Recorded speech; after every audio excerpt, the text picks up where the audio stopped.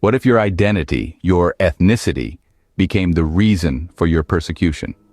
This isn't a hypothetical question for the Rohingya people who have been facing severe human rights violations for years. This video will explore the global response to the Rohingya ethnic issue, a crisis that has unfolded for the world to witness.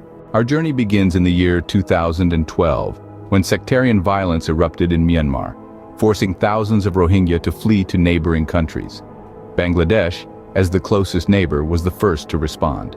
They opened their borders to the refugees, providing them with temporary camps, despite their own economic struggles. In 2015, Malaysia and Indonesia also stepped up. They agreed to provide temporary shelter to the Rohingya refugees stranded at sea.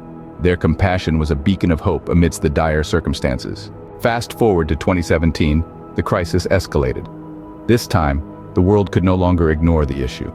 The United Nations called it a textbook example of ethnic cleansing, putting the international spotlight firmly on Myanmar.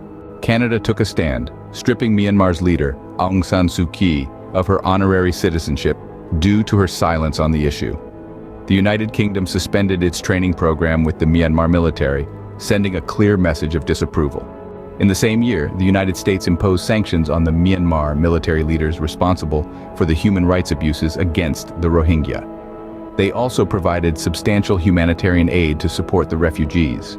As we moved into 2018, the International Criminal Court ruled that it has jurisdiction over the alleged deportations of Rohingya from Myanmar to Bangladesh, a decision that marked a significant step towards justice. In summary, the global response to the Rohingya ethnic issue has been a mix of compassion, condemnation, and calls for justice. Bangladesh, Malaysia, and Indonesia provided shelter to the refugees. The United Nations, Canada, the United Kingdom, and the United States condemned Myanmar's actions and sought punitive measures.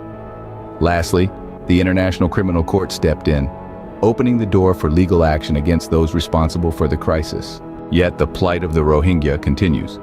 Their story is a stark reminder of the collective responsibility that nations bear in upholding human rights. It's a wake-up call that demands action, not just words. As we continue to watch this crisis unfold, one can only hope that justice will prevail for the Rohingya people.